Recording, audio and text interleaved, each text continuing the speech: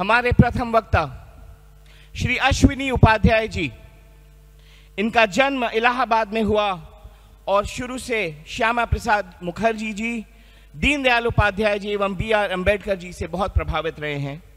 सूचना के अधिकार के लिए इन्होंने बहुत लड़ाइयां लड़ी हैं और अन्ना आंदोलन से भी जुड़े थे। 2014 में बीजेपी से जुड़े और बीजेपी दिल्ली के प्रवक्ता थे। इन्हें PIL मैन ऑफ इंडिया के नाम से जाना जाता है। सुप्रीम कोर्ट में 125 से ज्यादा और दिल्ली हाई कोर्ट में 50 से ज्यादा PILs आज भी पेंडिंग हैं। इन्होंने कई PILs फाइल किए हैं जिनमें आप सभी को जान के बहुत गर्व होगा कि ऐतिहासिक शहरों एवं जगहों को बदलने के लिए PIL इन्होंने ही फाइल किया था। राजनीति में अपराधीकरण को रोकने के लिए PIL इन्होंने फाइल किया। वोटरों को लुभाने के लिए उपहार पर रोक लगाने का PIL भी इन्होंने फाइल किया। प्लेसेस ऑफ वर्शिप एक्ट को भी इन्होंने चुनौती दी और ये लिस्ट बहुत लंबा है। ट्विटर पे 5 लाख से ज्यादा फॉलोअर्स हैं। Ladies and gentleman, boys and girls, please give it up for Shri Ashwini Upadhyay.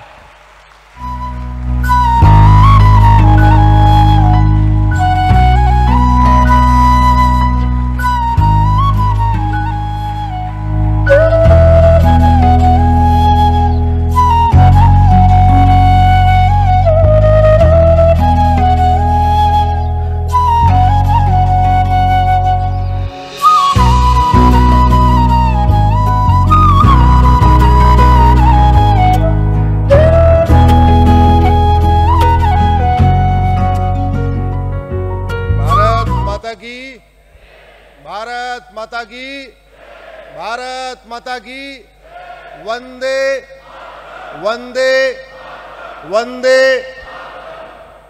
सबसे पहले एकल परिवार से जुड़े, यहां बैठे, दूर बैठे, सोशल मीडिया के माध्यम से इस कार्यक्रम को देख रहे सभी बंधुओं को, बहनों को मैं प्रणाम करता हूं। मंच पर उपस्थित आदरणीय चक्रधर जी और सभी सम्मानित जन को मैं प्रणाम करता हूं।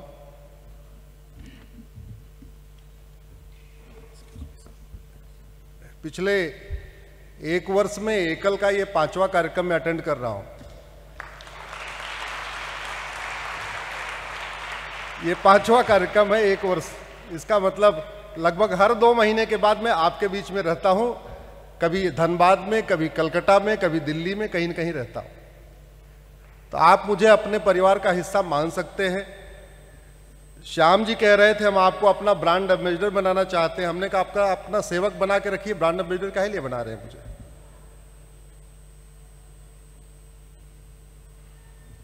अगले 40-45 मिनट या 1 घंटे हम आपसे जो बातचीत करेंगे उसको आपको केवल सुनना नहीं है।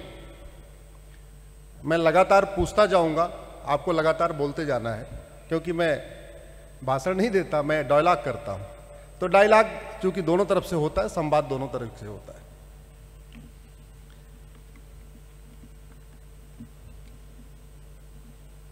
मिस्त्री हम बुलाते हैं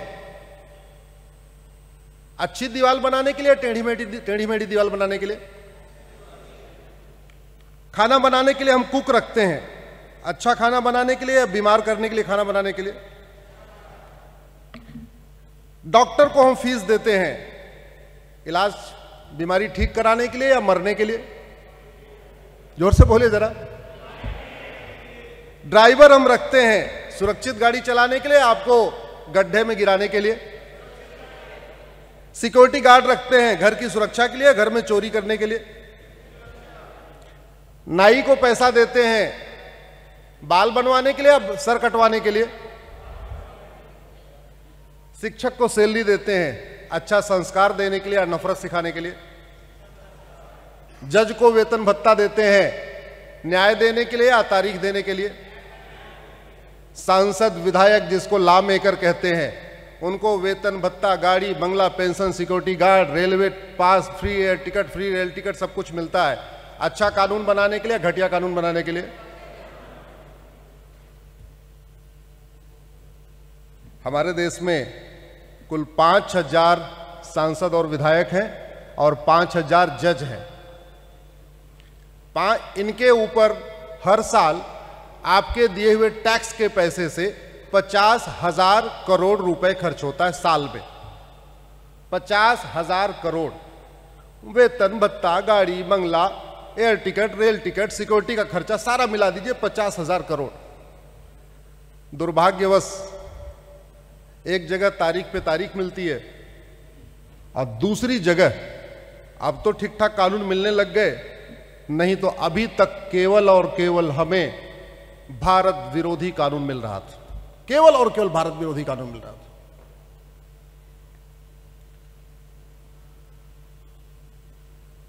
आपके कुछ ही दूर एक घटना हुई, संदेश खाली हुई ना। एक व्यक्ति बांग्लादेश से आया, यहां आया, पहले नागरिक बना, फिर यहां बिजनेस करने लग गया और इतना पावरफुल हो गया कि वो तो कुछ भी करने लग गया और इतना पावरफुल हो गया कि उसके खिलाफ एफआईआर भी नहीं होती। एफआईआर कराने के लिए धरना प्रदर्शन होता है। पुलिस का काम एफआईआर करना है या धरना प्रदर्शन के बाद एफआईआर करना है? अपराधी को गिरफ्तार करना। तो किया क्यों नहीं? क्योंकि भारत में जो पुलिस व्यवस्था है ये स्टेट सब्जेक्ट है, राज्यों के अधीन है और कानून 1861 वाला चल रहा है। 1861 वाले अंग्रेजों के एक्ट के कारण पुलिस जो पहले अंग्रेजों के इशारे पे नाचती थी, अब वो सत्ता के इशारे पे नाचती है। इसलिए पूरे देश में पुलिस का बिहेवियर एक समान नहीं है। यूपी की पुलिस अलग तरीके से काम करती है, बंगाल की पुलिस अलग तरीके से काम करती है। यूपी में भी 2017 के पहले जो पुलिस आतंकवादियों का मुकदमा लेती थी, आजकल आतंकवादियों का घर गिरा देती है। क्यों? क्योंकि हमने आज तक one nation one police code नहीं बनाया। हमने 1861 का अंग्रेजों का कानून नहीं बदला। तो नतीजा वही है, पुलिस में आपको केरल की पुलिस अलग बिहेवियर करेगी, बंगाल की पुलिस अलग बिहेवियर करेगी, यूपी की पुलिस अलग बिहेवियर करेगी। जबकि जो पुलिस को वेतन भत्ता, गाड़ी, बंगला किस लिए मिल रहा है? अपराध को रोकने के लिए। लेकिन हर जगह एक जैसा नहीं काम कर रही है। ऐसा भी नहीं है कि बंगाल की पुलिस की जो वेतन भत्ता आ रहा है केवल बंगाल के लोग दे रहे हैं, नहीं।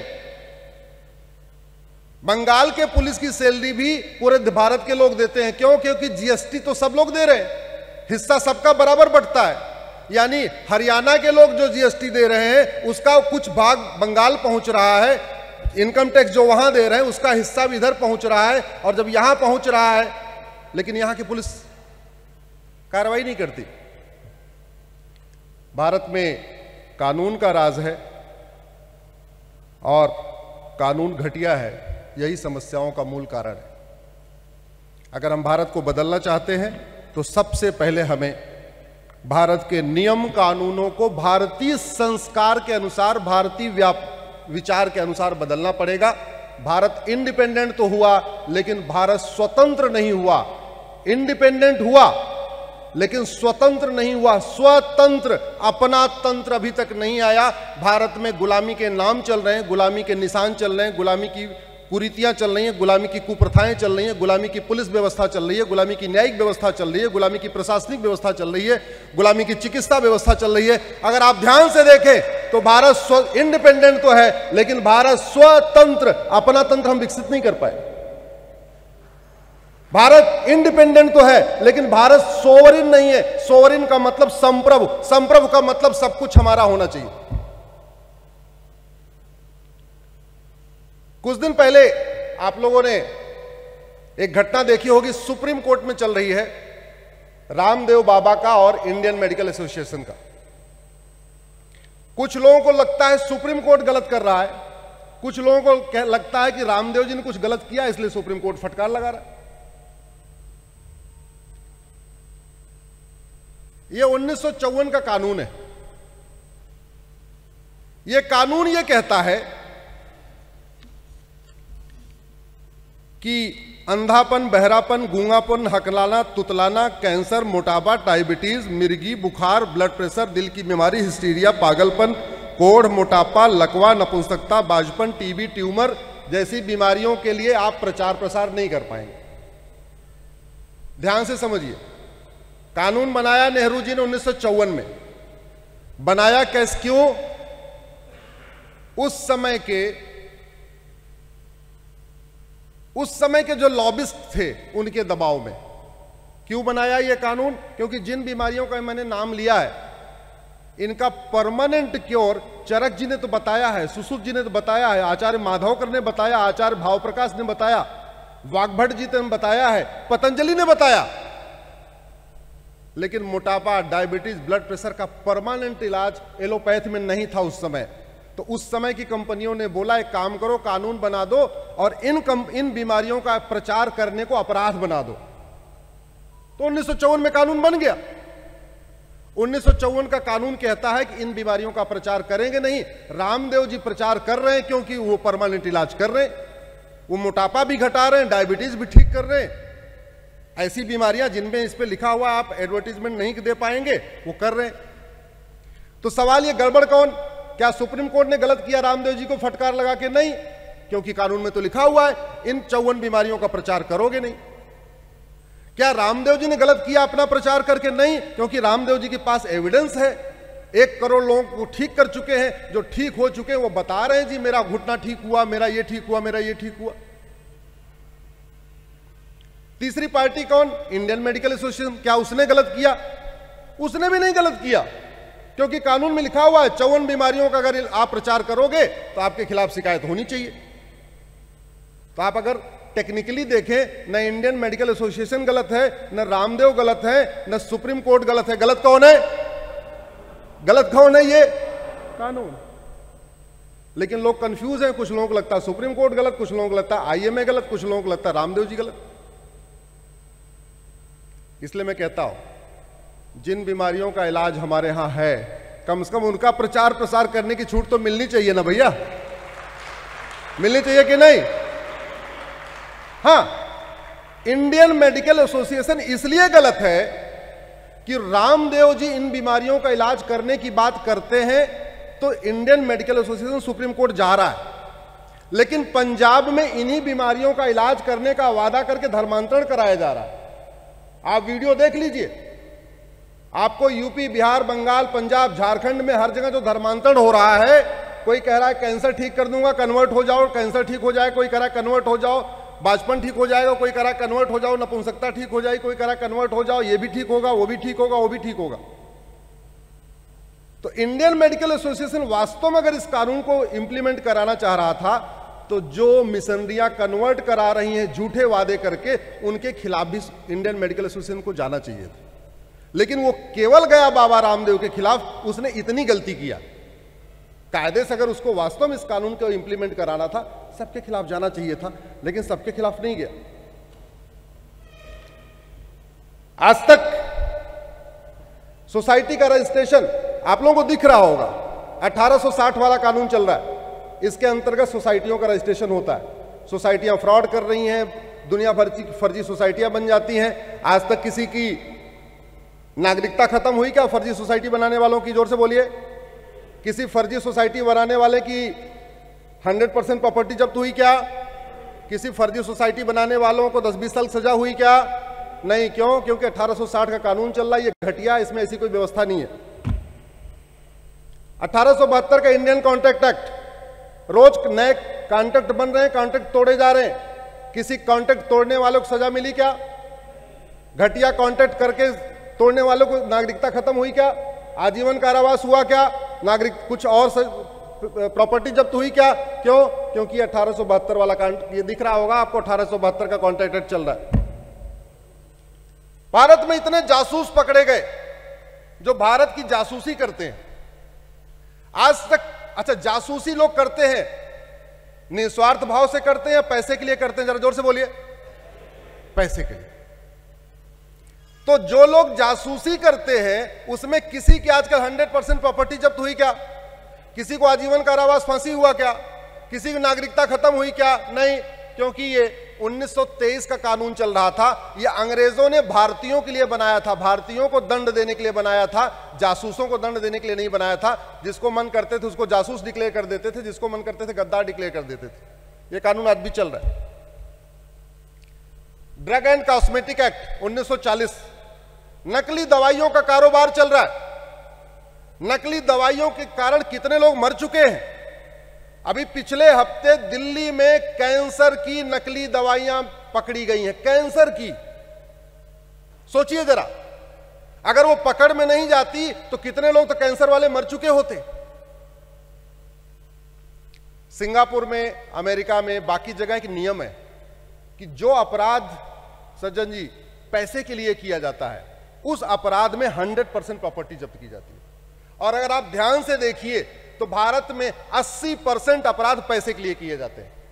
घूसखोरी पैसे के लिए, जमाखोरी पैसे के लिए, मिलावटखोरी पैसे के लिए, कालाबाजारी पैसे के लिए, नशा तस्करी पैसे के लिए, मानव तस्करी पैसे के लिए, सोना तस्करी पैसे के लिए, चंदन तस्करी पैसे के लिए, धर्मांतरण पैसे के लिए, घुसपैठ पैसे के लिए, फर्जी आधार कार्ड बनवाएंगे पैसे के लिए, फर्जी डोमिसाइल बनवाएंगे पैसे के लिए, घुसपैठियों की मदद करने के लिए पैसे के लिए, जासूसी करते हैं पैसे के लिए, गद्दारी करते हैं पैसे के लिए, देशद्रोह करते हैं पैसे के लिए, अलगाववाद फैलाते हैं पैसे के लिए, माओवाद फैलाते हैं पैसे के लिए, नक्सलवाद फैलाते हैं पैसे के लिए।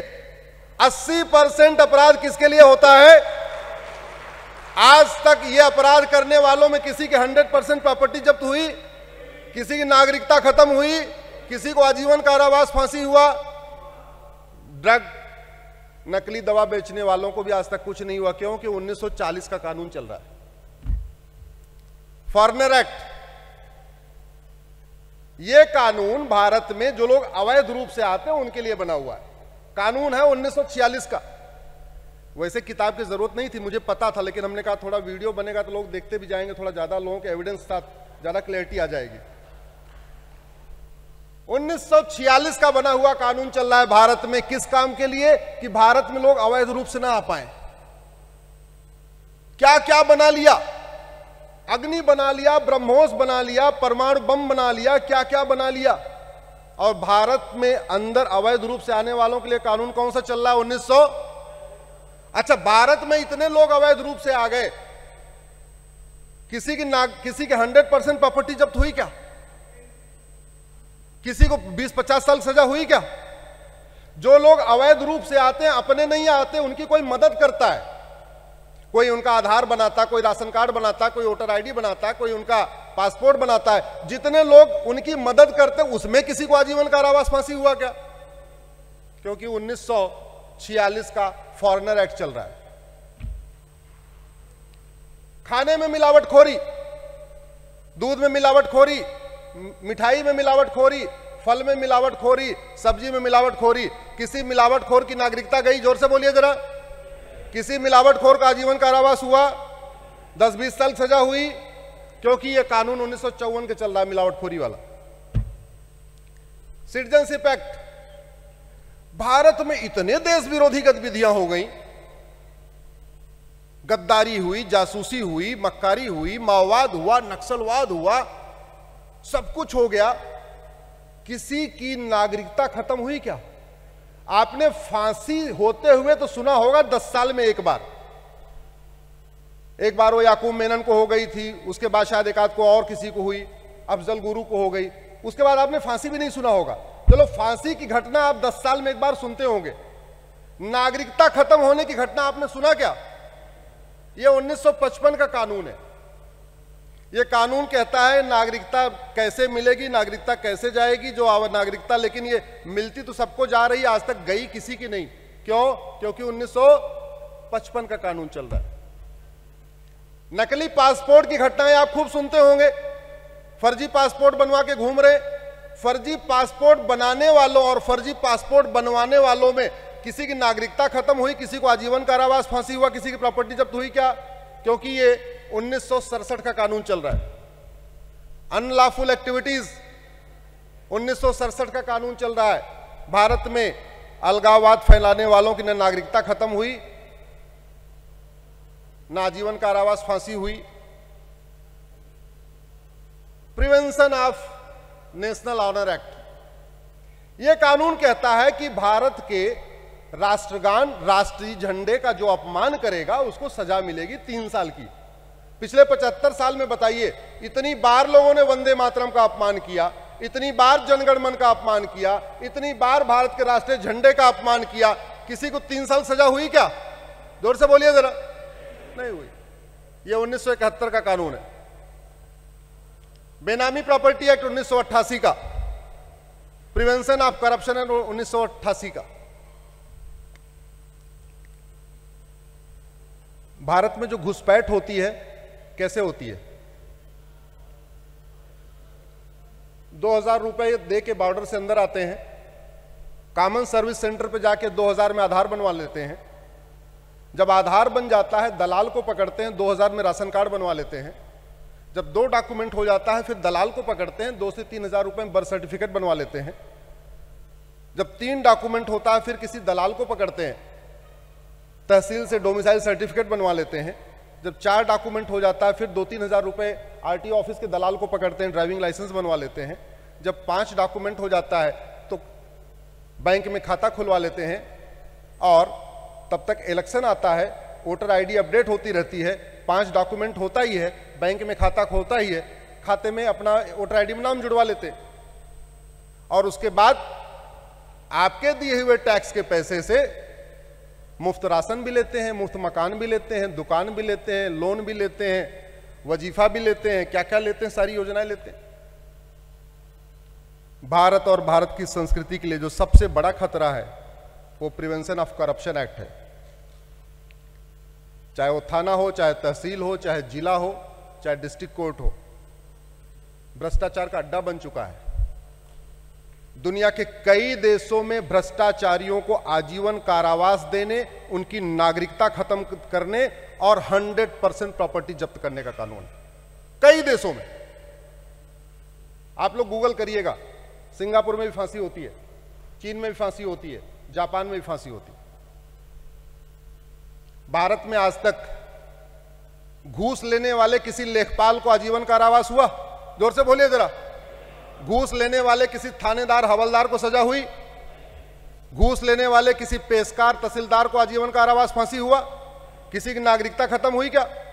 ये 1988 कानून है, इसमें ऐसा कोई प्रावधान नहीं है। क्योंकि भारत में कानून का राज है, कानून में ऐसी कोई व्यवस्था नहीं है तो सजा होगी नहीं, सीधी सी बात है। अब ये बताइए, इन कानूनों को बदलने की कोई लागत है क्या? जोर से बोलिए जरा। कोई लागत आती है? हर चीज बनाने की लागत होती है। सड़क बनाने की लागत होती है, हाईवे बनाने की लागत होती है, स्कूल बनाने की लागत होती है, कॉलेज बनाने की लागत होती है। एकल विद्यालय आप चला रहे हैं, उसमें 250-300 करोड़ रुपए साल की आपकी लागत आती है। भारत के प्रत्येक कानून को विश्व का सर्वोत्तम कानून बनाने की कोई लागत है क्या? नहीं। लेकिन हुआ नहीं, क्योंकि हमने कभी यह सोचा ही नहीं है कि कानून को बदलना इंपॉर्टेंट है। और मैं अपने इंजीनियरिंग के अनुभव से कह रहा हूं, वकालत तो मैंने बाद में किया। भारत की 80% समस्याओं का मूल कारण है घटिया कानून और सड़ी हुई न्याय व्यवस्था। घटिया कानून और सड़ी हुई न्याय व्यवस्था। और हमारे पास इतने रिटायर्ड जज हैं, संविधान विशेषज्ञ हैं, कि हम 5 साल के अंदर भारत के प्रत्येक कानून का विश्व का सर्वोत्तम कानून बना सकते हैं। अब घटिया कानून का दुष्परिणाम आप समझिए। दिल्ली में एक व्यक्ति इस समय जेल में है कि नहीं है, जो अपने आप को भारत का सबसे ईमानदार व्यक्ति कहता है। उसकी पत्नी डेली आती है, टीवी के सामने कहती हैं कि भाई साहब ने ये संदेश दिया है। जेल में संपर्क नहीं हो रहा है, चिट्ठी वहां से इश्यू नहीं हो सकती है, फिर भी कह रहे हैं रिटर्न ऑर्डर दिया है ये चिट्ठी का। देखा होगा आप लोगों ने टीवी पे। जानते हैं ये सब क्यों होता है? या दूसरा, एक और जो नेता विपक्ष है, फलाने चोर हैं, फलाने चोर हैं, फलाने बिजनेसमैन चोर, फलाने बिजनेसमैन चोर, ये भी चोर, वो भी चोर। उन्होंने इतने बड़े बिजनेसमैन को चोर बता दिया। बोला ना, अंबानी चोर है, अदानी चोर है, बोला। आज तक उनको सजा हुई क्या? जोर से बोलिए जरा। आज तक मुझे भारत में किसी झूठ बोलने वाले व्यक्ति को सजा हुई हो बताइए जरा। क्योंकि भारत में झूठ बोलना पाप तो है, लेकिन झूठ बोलना अपराध नहीं है। भारत में झूठ बोलना पाप तो है, लेकिन झूठ बोलना अब ये कानून कैसे बना? 1860 में अंग्रेजों ने इंडियन पिनल कोड बनाया था। और झूठ कौन बोलता था? अंग्रेज। उनके वायसराय झूठ बोलते थे, उनका पूरा सिस्टम झूठ बोलता था। भाई भारत के लोग तो सच्चाई की लड़ाई लड़ रहे थे ना, हमको आजाद करो, हमको आजाद करो, हमको आजाद करो। झूठ कौन बोलता था? अंग्रेज। तो उन्होंने कानून बनाया कि झूठ बोलना अपराध होगा ही नहीं। जैसे उस समय गाड़ी केवल अंग्रेजों के पास होती थी, तो उन्होंने कानून बनाया कि बाकी सारे अपराध में तो आपको कोर्ट जाना पड़ेगा जमानत कराने। अगर आपने गाड़ी से किसी का मर्डर भी कर दिया तो आपको थाने से ही जमानत हो जाएगी। क्यों? क्योंकि गाड़ी भी उनकी थी, थानेदार भी उनका था, तो कोर्ट जाना नहीं पड़ेगा। वहीं थाने में बैठे बैठे आपने एक्सीडेंट किया, वहीं से बेल मिल जाएगी। सफेद पोस्ट सफेद झूठ बोल रहे हैं, और आज तक किसी सफेद पोस्ट को सफेद झूठ बोलने के कारण सजा नहीं हुई। क्यों? क्योंकि भारत में झूठ बोलना पाप तो है, लेकिन झूठ बोलना अपराध नहीं। अमेरिका में एक आतंकवादी डेविड कोलमैन हेडली पकड़ा गया। उसने तुरंत एडमिट कर लिया कि हां उसने झूठ बोला है, क्योंकि वहां झूठ बोलने पे 10 से 20 साल सजा है। एक व्यक्ति शर्ट चुराता है, तुरंत बोलता है जी हमने शर्ट चुराया। क्यों? क्योंकि शर्ट चुराने की सजा 5 साल की, झूठ बोलने की सजा 10 से 20 साल की। अगर वो एडमिट कर लेगा तो 5 साल में जेल में रहेगा, और कह देगा मैंने शर्ट नहीं चुराया तो 25 साल जेल में रहेगा। तो क्या करेगा वो? एडमिट कर लेगा। आप लोग गूगल करना, एक व्यक्ति को अभी 25 साल सजा हुई अमेरिका में शर्ट चुराने के कारण। क्यों? कि उसने शर्ट चुराया, झूठ बोल दिया, इसलिए 25 साल सजा हुई। अगर सही सही कह देता हमने शर्ट चुराया तो 5 साल में छूट जाता हो।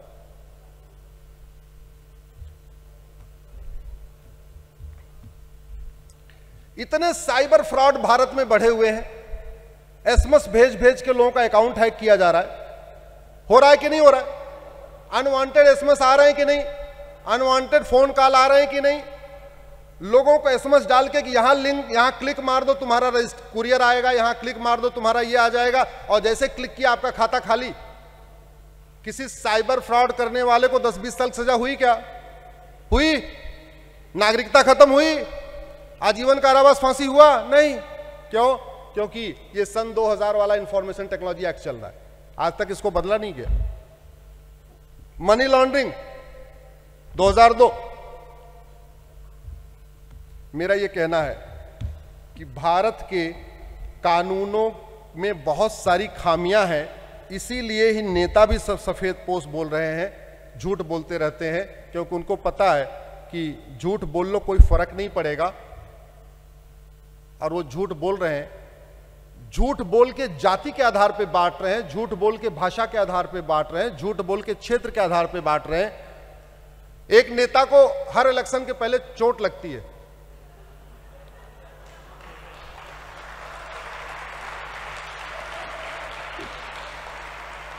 क्योंकि उसको भी पता है हमारा कोई नार्को टेस्ट तो होगा नहीं, कोई पॉलीग्राफ ब्रेन मैपिंग तो होगा नहीं, तो कह दिया चोट लगी तो चोट लग गई, बस मानो आप। जो लोग थोड़ा दिमाग लगाते हैं मान लेते हैं हाँ चोट लगी, जो नहीं मानते करे झूठ बोल रही है। लेकिन कुछ होता तो नहीं है ना, नहीं होता, क्योंकि झूठ बोलना पाप तो है, झूठ बोलना गंभीर अपराध नहीं है। इसलिए मैं बार बार कहता हूं, मेरा व्यक्तिगत ये मत है कि सबसे पहले भारत में रिफॉर्म की जरूरत है, कानूनों में बदलाव की जरूरत है, भारत के प्रत्येक कानून को रिव्यू करने की जरूरत है, और केवल अंग्रेजी कानूनों को नहीं बल्कि आजादी के बाद भी बहुत सारे कानून बनाए गए भारत को बांटने के लिए, भारत को लूटने के लिए, भारत को डिवाइड करने के लिए। एक मैं आपको एग्जांपल देता हूं, 25-30 साल पहले हिंदू और बौद्ध का झगड़ा नहीं होता था। आपने कभी सुना नहीं होगा हिंदू बौद्ध का झगड़ा हो रहा है, लेकिन अभी धीरे धीरे आपस में झगड़ा बढ़ रहा है। इस झगड़े की जड़ है 1992 में कांग्रेस द्वारा बनाया गया माइनॉरिटी कमीशन एक्ट। जितनी समस्याएं हैं आप उसकी जड़ में जाएंगे तो आपको एक ही चीज मिलेगी, या तो कानून है नहीं या तो कानून उल्टा बनाया गया। भारत के संविधान के अनुसार और कानून के अनुसार हिंदू का मतलब हिंदू, जैन, बौद्ध और सिख होता है। 1992 में कानून बनाया गया और कानून बना के कहा गया कि हिंदू अलग हो गए, जैन, बौद्ध और सिख अलग हो गए और उनको माइनॉरिटी का दर्जा मिल गया। फिर माइनॉरिटी कमीशन शुरू हुआ, माइनॉरिटी अफेयर मिनिस्ट्री शुरू हो गई। फिर अलग अलग नियम बना दिए कि अगर हिंदू बन के आप फैक्ट्री खोलोगे तो आपके लिए ये टर्म्स कंडीशन है, आप माइनॉरिटी अगर हो फैक्ट्री खोलोगे तो आपके लिए ये टर्म्स कंडीशन है। हिंदू हो स्कूल में एडमिशन लोगे तो आपकी ये फीस होगी, अगर आप माइनॉरिटी हो स्कूल में एडमिशन लोगे तो आपके लिए ये फीस होगी। फीस भी अलग हो गई, नियम भी अलग हो गए, कानून भी अलग हो गए। तो जो चालाक लोग हैं वो कहते हैं जी मैं तो बौद्ध हूं। क्यों?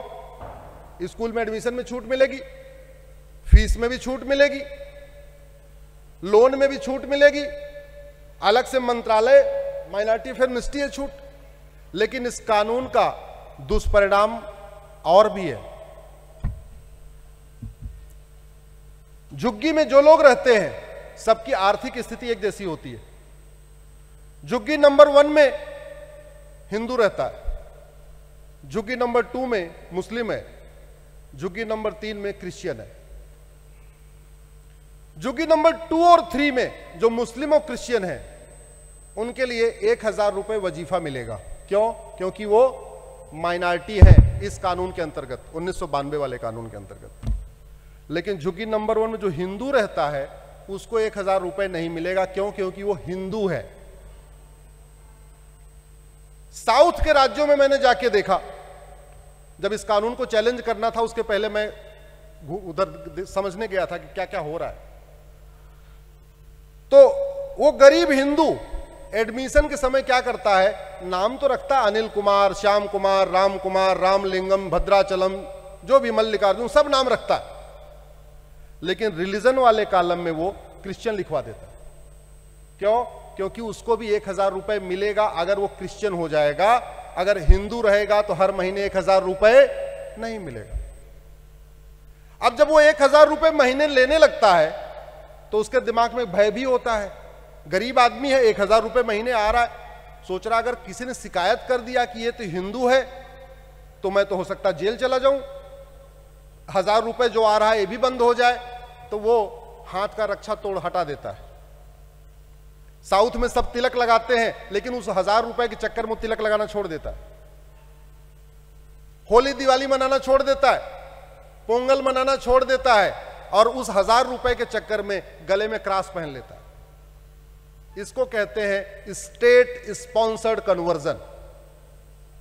आपके सबके दिए हुए पैसे से, इनकम टैक्स से, जीएसटी से, जो भी टैक्स, टीडीएस से, वैट से माइनॉरिटी कमीशन चलता है, माइनॉरिटी अफेयर मिनिस्ट्री चलती है और वो क्या कर रही है, इनडायरेक्टली कन्वर्ट करा रही है। इस कानून को हमने सुप्रीम कोर्ट में चैलेंज किया हुआ है, इस माइनॉरिटी कमीशन को, माइनॉरिटी अफेयर मिनिस्ट्री को। भारत में minority commission, minority affair ministry की जरूरत नहीं है। Minority commission, minority affair ministry की जरूरत तो पाकिस्तान में है जहां हिंदू लगातार खत्म हो रहे हैं। Minority commission, minority affair ministry की जरूरत तो बांग्लादेश में है जहां वहां के माइनॉरिटी खत्म हो रहे हैं। Minority commission, minority affair ministry की जरूरत इस्लामिक कंट्रीज में है जहां सबको इक्वल राइट नहीं है। अरे भारत में तो सबको इक्वल राइट है, फिर minority commission, minority affair ministry क्यों चाहिए? लेकिन 1992 में कानून चला और ये चल रहा है। कोई भी पेड़ लगाना तो बहुत आसान होता है, लेकिन उसके कांटे जब चुभने शुरू होते हैं तो बाद में पता चलता है कि कितनी मुश्किल आ रही है। आप बबूल का पेड़ आज लगा दीजिए, तुरंत उखाड़ना तो आसान होगा, लेकिन 20-25 साल के बाद जब वो मोटा हो जाएगा, उसमें कांटे निकल जाएंगे, फिर उखाड़ना उसको मुश्किल होता है। और घटिया कानून कितना नुकसानदायक होता है इसका मैं एक एग्जांपल आपको कश्मीर का बताता हूं। जब तक आर्टिकल 370 था तब तक सरकार किसी की हो, कश्मीर में शांति आई क्या? जोर से बोलिए जरा। और 370 गया, शांति आई कि नहीं? एक धारा, एक आर्टिकल इतना प्रभाव डालता है। भारत में तो पूरे बंडल है, ये देखिए ना, घटिया कानूनों की। हमारे थैले में इतना ही आ सकता था, हमारे थैले में इतना ही आ सकता था, इसलिए मैं इतना ही लाया, वैसे इतना है।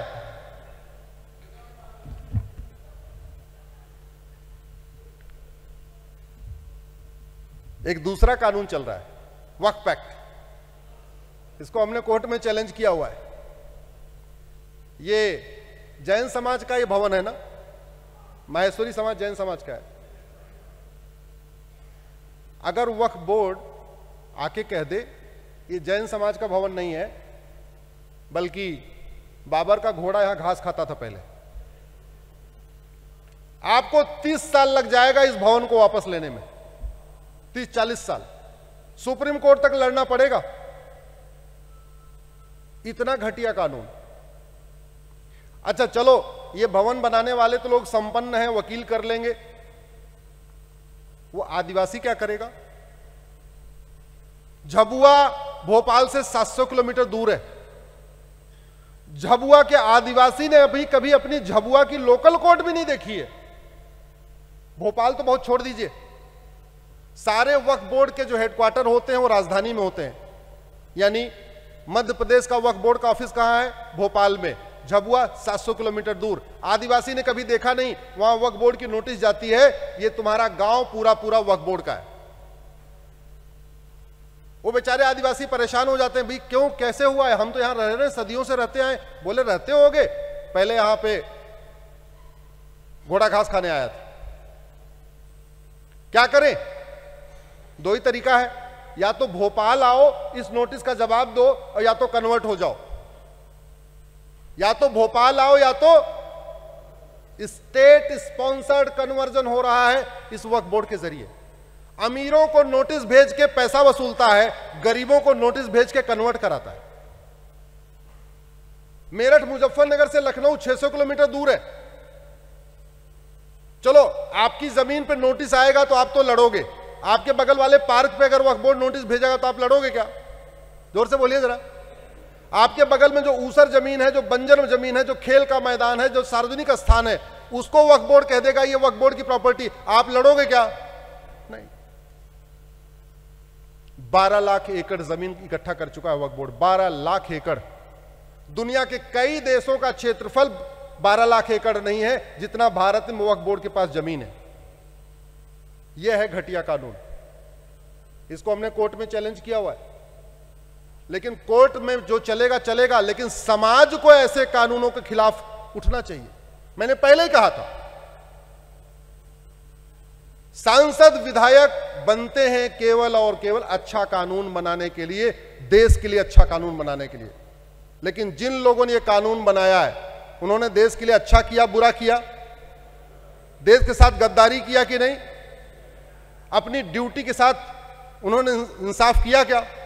क्या उनको इसी काम के लिए वेतन भत्ता गाड़ी बंगला मिलता है? नहीं। 1991 प्लेस ऑफ वर्शिप एक्ट, नाम पूजा स्थल कानून। ऐसे लगता है पूजा स्थल के रखरखाव के लिए बनाया गया। और यह कानून कहता है अयोध्या के अलावा किसी मठ मंदिर का मैटर कोर्ट में चलेगा ही नहीं। इसका मतलब बाबर, हुमायूं, तुगलक, गजनी, गोरी ने जितने गलत काम किए वो सारा ये लीगलाइज कर देता है। क्या भारत की संसद बाबर, हुमायूं, तुगलक, गजनी, गोरी के इल्लीगल काम को लीगलाइज करने के लिए बनी है क्या? भारत की संसद है भारत की संस्कृति को आगे बढ़ाने के लिए, भारतीय नियम कानून को आगे बढ़ाने के लिए, भारत की परंपरा को आगे बढ़ाने के लिए, न कि बाबर, हुमायूं, तुगलक, गजनी, गोरी के गलत कामों को आगे बढ़ाने के लिए। लेकिन हुआ क्योंकि समाज को इसके प्रति ज्यादा जागरूकता नहीं थी, नियम कानूनों को हमने इस पर ज्यादा सोचा नहीं, ध्यान दिया नहीं। नतीजा हुआ एक के बाद एक घटिया कानून बनते चले गए और बढ़ते चले गए।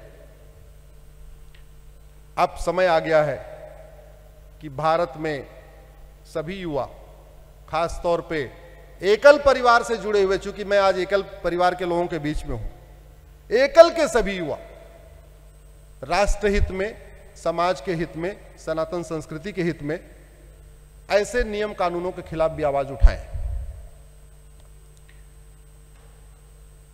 तरीका एक ही है, बीमारी जहां शुरू हुई है बीमारी खत्म वहीं से होगी। बीमारी जहां शुरू हुई है वहीं से खत्म हुई, तो उसके खिलाफ आवाज कैसे उठा सकते हैं? एक बहुत बढ़िया तरीका ये हो सकता है, आप सोशल मीडिया का उपयोग राष्ट्रहित के लिए करिए। एकल परिवार पूरे देश में है। आज की डेट में भारत में 50 करोड़ लोग फेसबुक यूज करते हैं।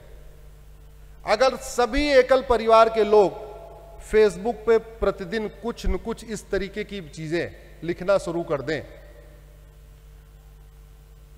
तो पूरे देश में क्रांति आ जाएगी। अगर एकल परिवार से जुड़े हुए सभी लोग 5-5 हजार फेसबुक फ्रेंड बना लें तो एकल परिवार कितना बड़ा हो जाएगा, आप खुद भी कल्पना कर सकते हैं। अगर सब लोग 5-5 हजार फेसबुक फ्रेंड बना लें, जो आपको है बना सकते हैं, तो एकल परिवार बहुत बड़ा हो जाएगा, विशाल हो जाएगा। और जब बड़ा हो गया, वहां पे राष्ट्रहित में क्या होना चाहिए और क्या गलत है, इसको लिखना शुरू करें तो जागरण बढ़ता जाएगा, बढ़ता जाएगा, बढ़ता जाएगा।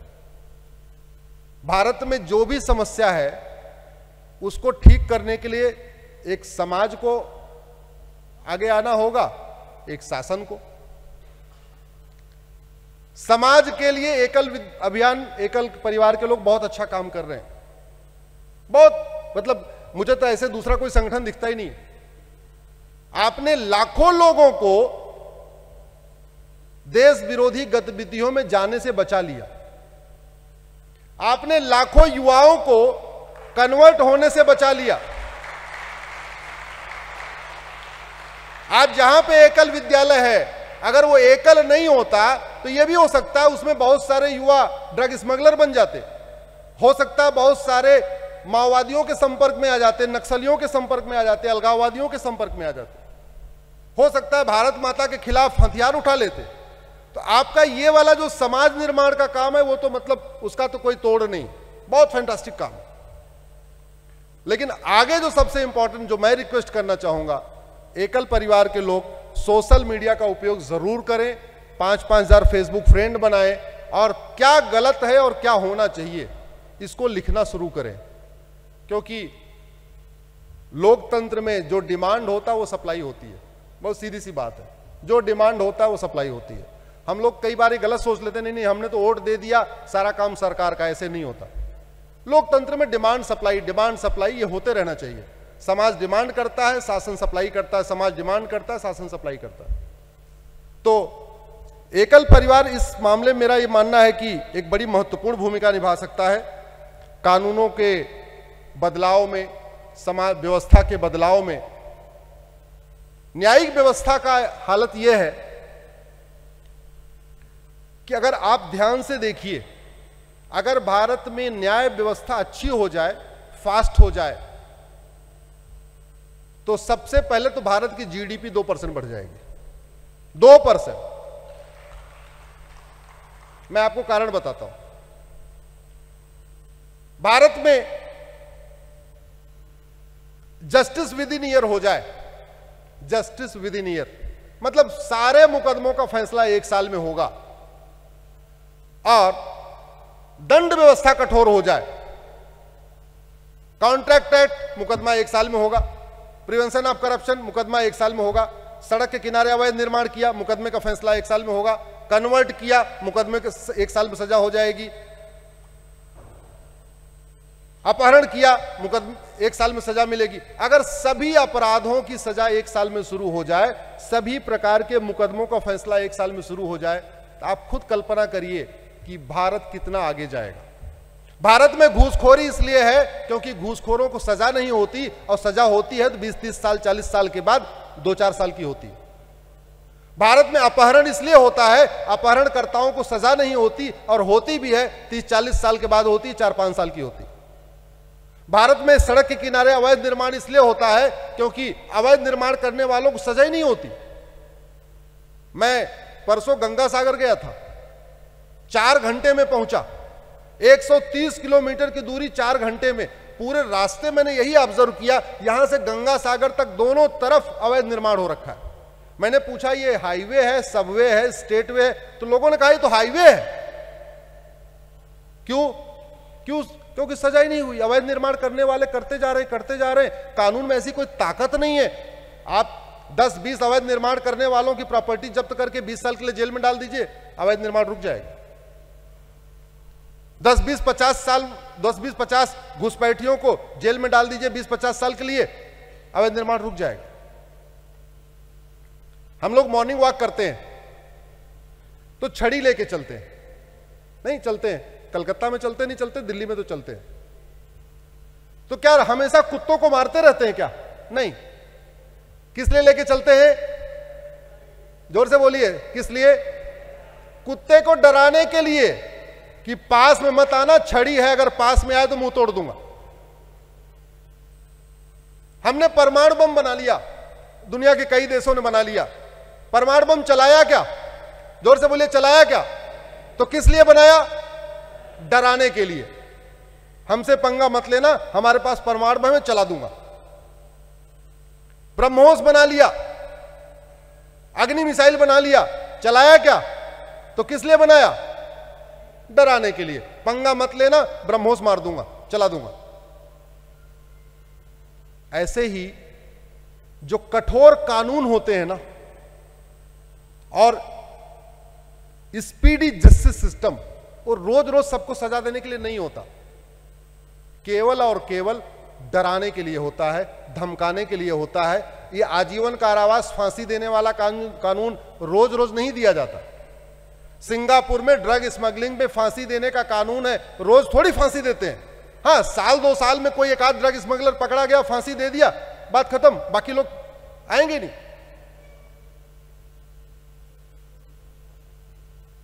आपके गांव में सबके यहां बाउंड्री नहीं होती, शहर में तो बाउंड्री होती है। गांव में सबके मकान के सामने खुला होता है। कुछ लोगों के घर के सामने 12-12 कुत्ते बैठते हैं, और कुछ लोगों के घर के सामने एक भी कुत्ता नहीं बैठता। जानते हैं क्यों? जिसने एक बार 2-3 लाठी कस के दे दिया, वो कुत्ते आपस में कम्युनिकेट करके बता देते हैं उधर मत जाना, उधर लाठी बहुत तगड़ी पड़ती है।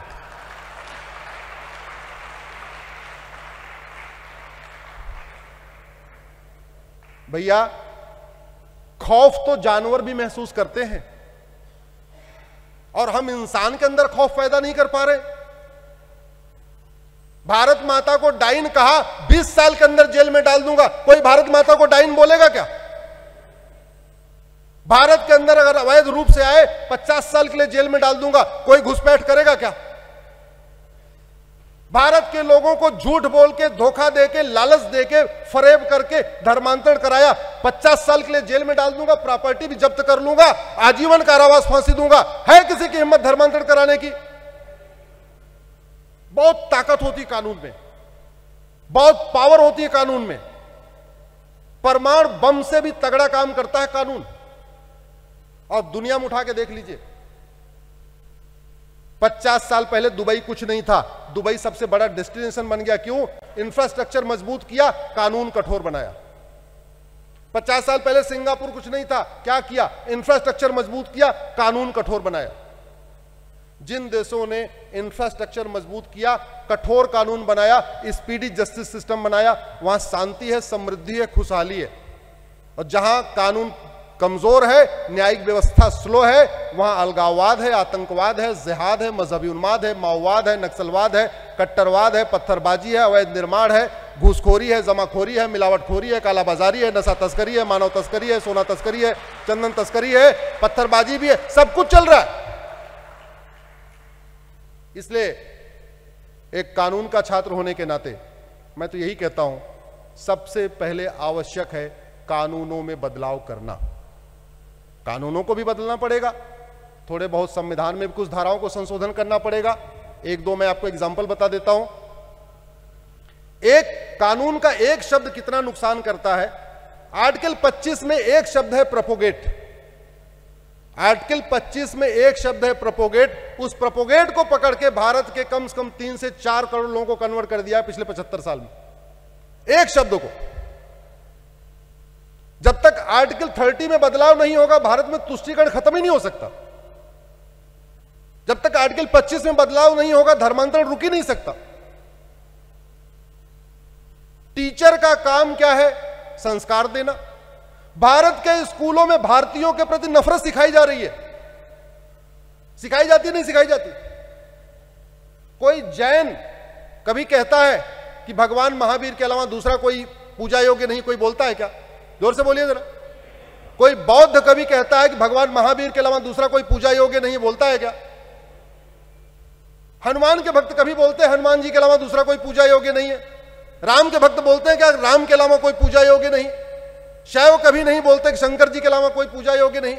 वैष्णव कभी नहीं बोलते विष्णु जी के अलावा कोई पूजा योग्य नहीं? और भारत के लाखों स्कूलों में सिखाया जाता है न राम पूजा योग्य, न लक्ष्मण पूजा योग्य, न शंकर जी पूजा योग्य, न भगवान महावीर पूजा योग्य, न भगवान बुद्ध पूजा योग्य, न हनुमान जी के पूजा योग्य। ऐसे स्कूल चलने की अनुमति मिलनी चाहिए क्या? जोर से बोलिए जरा।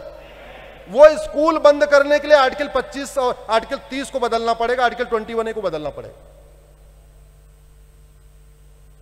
बिना कानूनों में बदलाव किए, संविधान की धाराओं में बदलाव किए, जो भारत के समक्ष खतरे हैं उनका समाधान नहीं हो सकता। समय का अभाव है। माननीय रामदत्त जी बैठे हैं, चूंकि उनका उद्बोधन होना है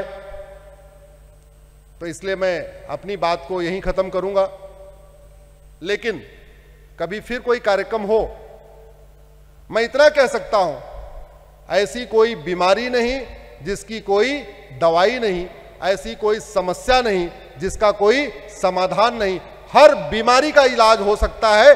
अगर कोई बीमारी भारत में है, वो बीमारी चीन में नहीं है, इसका मतलब वो बीमारी लाइलाज नहीं है, बल्कि हमारी दवाई खराब है। अगर कोई समस्या भारत में है, वो सिंगापुर में नहीं है, इसका मतलब ये नहीं कि उनका डॉक्टर ज्यादा अच्छा है, इसका मतलब हमारी दवाई घटिया है। अगर कोई समस्या भारत में है, दुबई में नहीं है, इसका मतलब नहीं कि उनका डॉक्टर अच्छा है, हमारी दवाई घटिया है। और एक बात याद रखिएगा, बीमारी डॉक्टर ठीक नहीं करता, बीमारी दवाई ठीक करती है। बीमारी डॉक्टर ठीक नहीं करता, बीमारी कौन ठीक करता है? तो दवाई बदलने की शुरुआत हो चुकी है। पिछले 10 साल में 1500 दवाई बदली जा चुकी है, खत्म की जा चुकी है। 1500 कानून खत्म हो चुके हैं।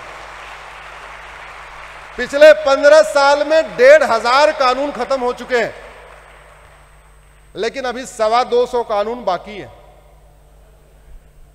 1500 बदल गए हैं, लेकिन 225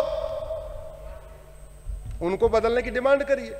ऐसे ही मैंने पहले ही कहा था, कोई समस्या अगर विश्वव्यापी नहीं है तो इसका मतलब अगर भारत में है तो हमारी दवाई ठीक नहीं है।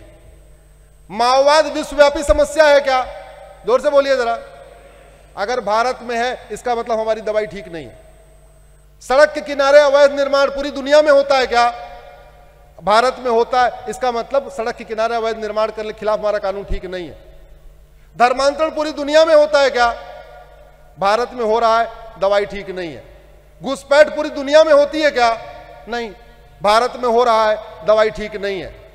लोग जैसे बांग्लादेशी रोहिंग्या भारत में आ जाते हैं, ऐसे अमेरिका जाते हैं क्या? चीन जाते हैं क्या? जापान जाते हैं क्या? सिंगापुर जाते हैं क्या? नहीं, इसका मतलब भारत की दवाई ठीक। तो मैं जोर से मैं कहता हूं, ऐसी कोई बीमारी नहीं, आप बोलिए जिसकी कोई दवाई नहीं। ऐसी कोई बीमारी नहीं, ऐसी कोई बीमारी नहीं, ऐसी कोई समस्या नहीं जिसका समाधान नहीं, ऐसी कोई समस्या नहीं। इसी के साथ मैं अपनी बात खत्म करता हूं। आप लोगों ने इतने ध्यान से सुना, मैं बहुत बहुत धन्यवाद देता हूं, आभार व्यक्त करता हूं। आप सब लोगों से आग्रह करता हूं, राष्ट्र निर्माण में इसी तरीके से आगे बढ़ते रहिए। फिर मिलेंगे, मिलते रहेंगे। भारत में राम राज्य स्थापित करेंगे। आज हम सब लोग इसकी शपथ लेते हैं। जब तक भारत में राम राज्य स्थापित नहीं हो जाएगा, न बैठेंगे न बैठने देंगे, चलते जाएंगे, चरैवेति चरैवेति चरैवेति, और भारत में राम राज्य की स्थापना करेंगे। बहुत बहुत धन्यवाद।